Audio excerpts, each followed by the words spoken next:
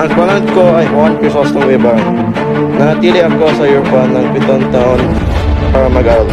Nakabalik na ako ngayon sa Pinas na nasa ilalim ng pumuno ng Espanya upang makit ang aking pinakamahal na si Mallorca.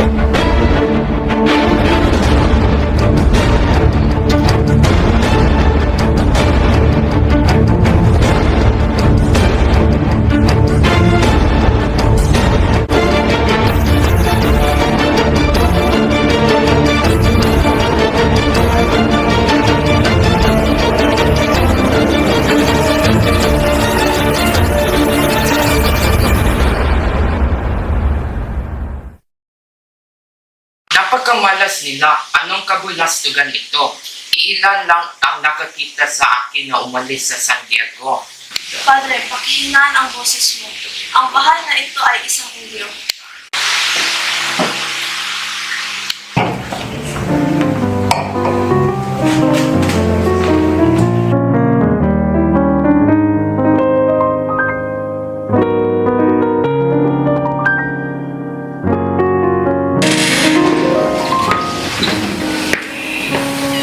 Magandang umaga, ipapakilala ko sa inyong lahat ang anak ng mahal nating kaibigan.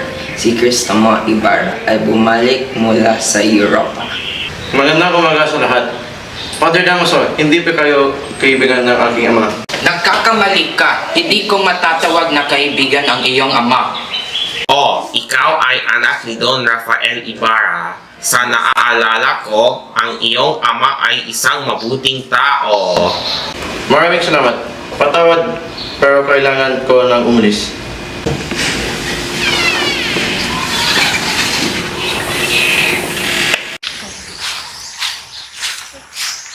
Get this. Ibarra, ipagpaumanhin mo, Ibarra, ang iyong ama ay kamayaman sa San Diego. Gayunpaman, mayroon pa rin siyang mga kaaway. Bakit ako babalaan? Katulad ng aking ama, wala akong kaaway.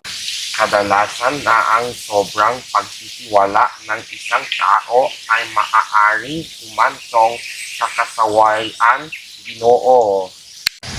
Ngayon alam ko kung bakit tumanggi ang kapitan na sabihin sa akin ang dahilan ng pagmatay ng aking ama. Ipagpatawad mo, kailangan ko nang umalis si Kapitan Tiago ang magkukwento sa iyo. Bakit ang lalim iniisip ni Ama? Nagpapasalamat lang ako sa Diyos sa biyayang ipinagkaloob niya sa amin. Pero kung nandito ang iyong ina, mas masaya tayo. Kalimutan mo na yan sa nakaraan. Matulog ka na, Ama. Mukhang pagod ka.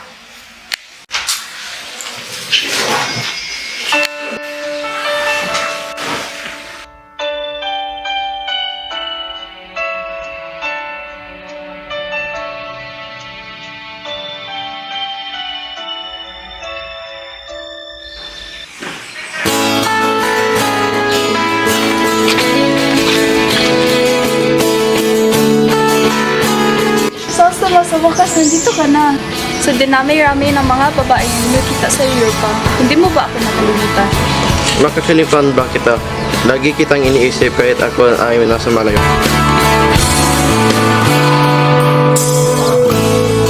May gusto ka bang sabihin? Pati mapakali na hindi makatingin. Sana'y huwag mo na tong palipasin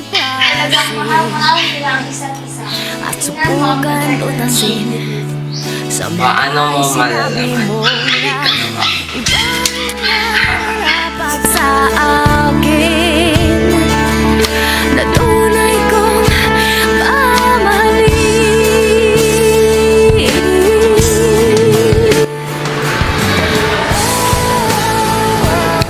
Ipagpatawad mo aking mahal, pero kailangan kong bumalik sa San Diego. Naintindihan ko, Ibarra. Hindi mo nadama ito ang ibig kong handang ibigay kahit pagkalayaan mo.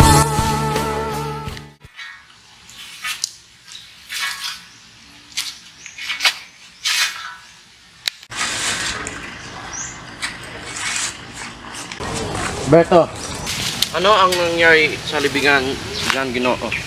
Yang isa, hinukay ko ito. Nasaan na ang bangkay na yon?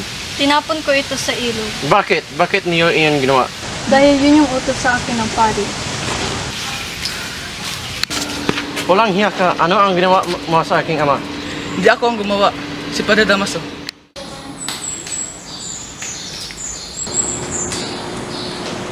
Basilio Crispin, ibalik mo ngayon ang ninakaw mo. Ano ibig mong sabihin? Wala kang ninakaw. Crispin! Gumising ka! Oh, ang anak ko, saan ka nang gagaling? Ilang araw na kita hindi nakikita. Inay, si Crispin, nasa konbento. Huwag ka mag-alala, Basilio. Pupunta ako dun bukas.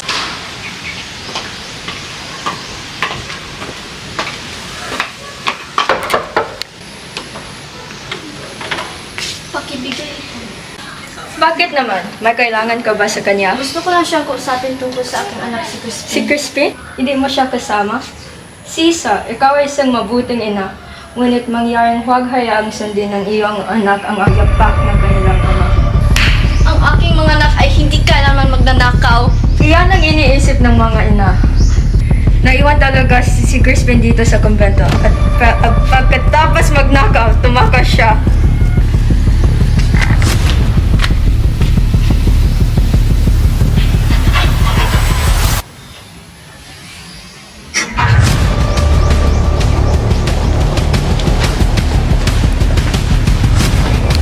Ikaw ba si Sisa, ina ng mga batang nagnakaw?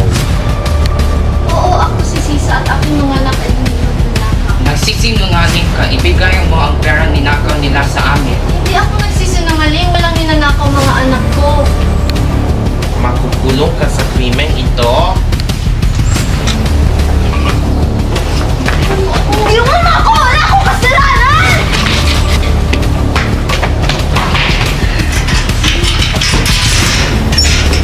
Mananatili ka rito hanggang sa hindi lalabas ang katotohanan.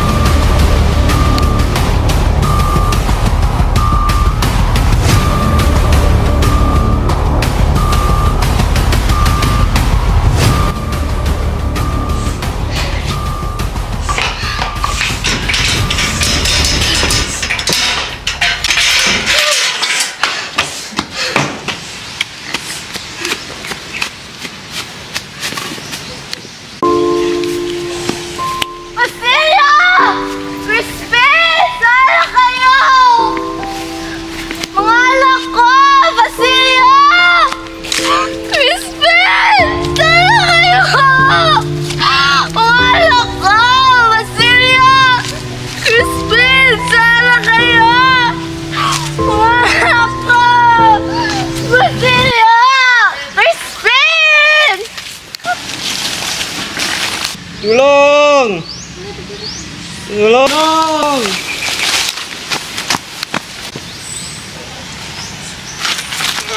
Salamat sa pagtulong sa akin. Walang anuman. Ako pala sa Chrysostom Ibarra. Ako si Elias. Maria, dalhin mo si Elias sa loob para malagan.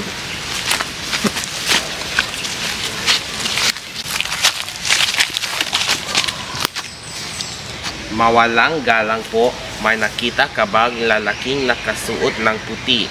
Ganito katangkad. Ah, siya. Naniwala akong nakita siyang naglalakad patungo roon. Indio, gumastos sila ng maraming pera para itayo ang lugar na ito. Ibarra. Huwag mo siyang pansinin, Ibarra. Oh my God, hindi mo alam kung gaano kahirap ng katuling ang sarili ko. Ang lahat ng mga palaboy ay naglakbay sa Europa at bumalik sila na parang mga henyo.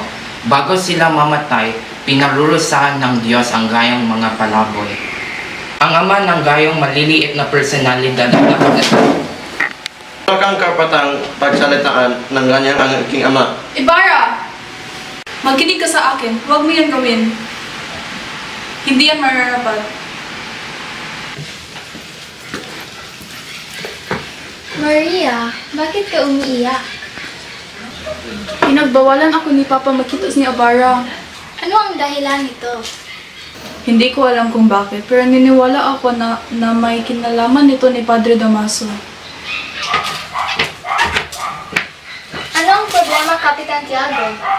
Inutusan ako ni Padre Damaso na ipagbawal ang pakikipag-ugnay nina Maria at Ibarra.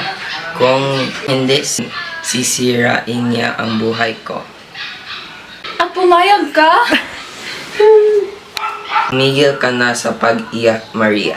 Hindi ako maaaring sumanglungat sa nais ni Padre Damaso. Ama, bakit? Bakit obligado kang sundin ang utos ni Padre Damaso? Dahilan ay nagbanta siya ng excommunication, pero huwag ka nang mag-alala. Hahanap siya ng ibang manliligaw para mapapag-asawa mo.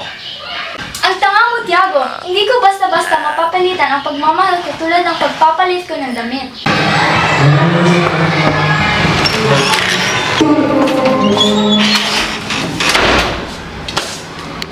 Maria, ito si Don Alfonso Linares, ang anak ni Padre Damaso, at siya ang manliligaw mo. Masaya akong makilala ka, Maria. Sana magkaayos tayo.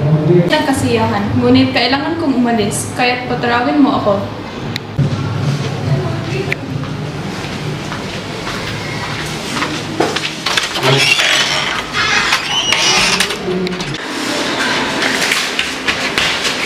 Ibarra! Ikaw ay nasa gulo, Ibarra. Kailangan kong tago. Gabalain mo ang mga gwardiya para sa akin. O sige, bilis, magtago ka kahit saan. Kailangan ko ito ni tago. Saan mo ako dadalhin?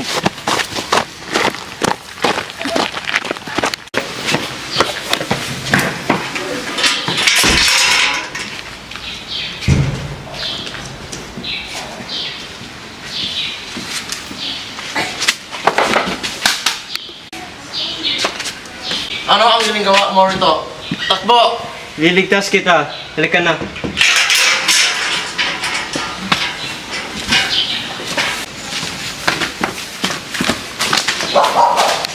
Kailangan kong makusap si Maria Clara bago tayo umalis.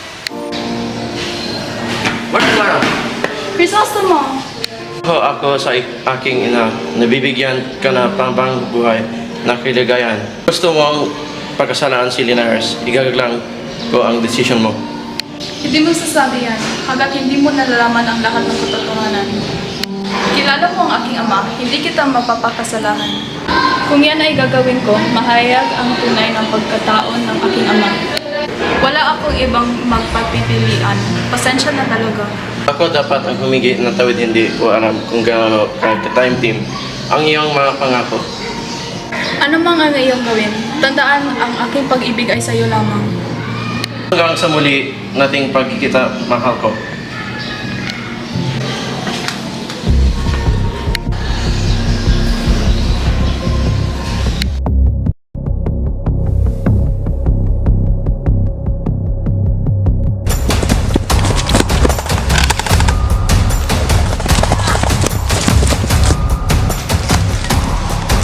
Na! Gising ka! Na!